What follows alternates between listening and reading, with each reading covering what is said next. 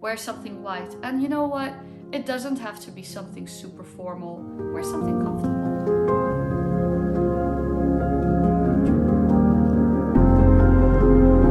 Shalom friends, welcome to a small sanctuary where we look at living a Jewish life with purpose, meaning and beauty. I am here to help you with 9 quick last-minute prep tips for Yom Kippur. If you feel a little bit underprepared and you know Yom Kippur is coming up fast, don't worry about it. These 9 tips will still help you get a really meaningful experience out of the holy day. As you may know, Yom Kippur is a holistic, immersive, and integrative and embodied occasion. It really speaks not just to your soul, but also to your mind and your body. And these 9 tips will look at body, mind, and soul in order to help you get the right kavanah, the right framework for the holy day. So we will start with 3 tips for the body. Here we go. Number 1, wear white. Everyone has something white in their closet, whether it's a t-shirt, a shirt, a dress, some skirts, some pants, doesn't matter. Wear something white. And you know what? It doesn't have to be something super formal. Wear something comfortable. But putting on something white will help you ease into the aesthetics of the day, and it will make it easier to get into the spirit of the day. Setting a garment apart for this holy time. Number 2, plan a light and nourishing meal. With the disclaimer that I am not a dietitian or a medical doctor, and that I would always urge you to consult with your own medical team, and with the reminder that it is very important to heed your doctor's advice on fasting, and that it is in fact a mitzvah to not fast or break your fast for the sake of your health. Experience has taught many people who fast that having a light, protein heavy, but not very salty or spicy meal with loads of water will help ease your fast. Don't have a heavy meal, don't have a very big meal. Lentils and chickpeas and hummus and fish and cottage cheese and melons are excellent sources of food to start your fast with. Number 3, cut down on caffeine if you can, and hydrate. Now, truth to be told, I'm not very good at cutting down on caffeine. I love my tea way too much.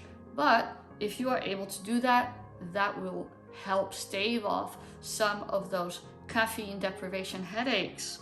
But even if you do drink caffeine all throughout, just having a bottle of water with you at all times in the last 2 days running up to Yom Kippur will set you up for fasting success. Yes, you will run to the bathroom a little more often, but that's okay. Next set of tips for the mind. Number 4, bring a good book. Bring a good book to services. Services are long and they have their own ebb and flow. And because Yom Kippur is an immersive experience, it's really okay to take a time out. Go for a walk, find a quiet spot in the building, read that book, especially if it's a book with a moral or spiritual message. We rabbis, we really don't care. We want you to connect with the divine on your own terms when you're with us for Yom Kippur. 5, although many of us are obsessed with food prep, it's actually not that important. Instead of prepping all of this food before Yom Kippur, take the time for a nap or a walk, if you can, both. This will help focus your mind, it will help energize your body and get you into the right spiritual mind frame for the holy day. Number 6, determine and give your tzedakah. Even if you haven't fully given all of your tzedakah yet, just giving a little bit, even to a local charity, even something you can quickly Venmo, will make you feel really good about fulfilling this core mitzvah at this holy time. Now, the tips for the soul. Tip number 7, apologize to those near you. Check in with those further away. What do I mean by that? Apologize to your fellow householders, whether they are flatmates, your parents, your children, your partner, your siblings, the people you live with, and that you will have an opportunity for stopping and saying, you know what? I've been stressed a lot, and I know I've fallen short of the standard I've set myself. I am sorry. I am sorry that I was crabby, cranky, that I didn't do my chores. I'm sorry that I wasn't always considerate of your needs. Living in this household together is a very easy thing to do. As a special category to that, apologize to your kids. It is such an incredibly powerful and meaningful practice.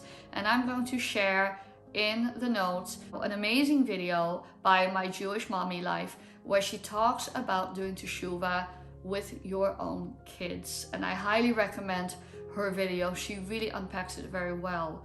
But the basis is that showing yourself to be vulnerable and modeling how you apologize does not undermine the authority of your parenting.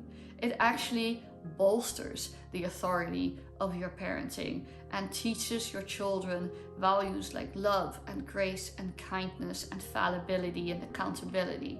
If they're very little, do it at their level. Snuggle with them on the couch, say you're sorry.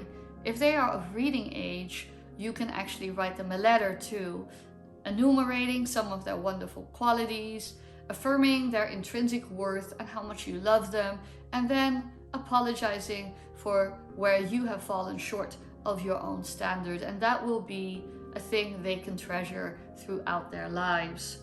Number 8, quick teshuva, or the quick check-in with those far away.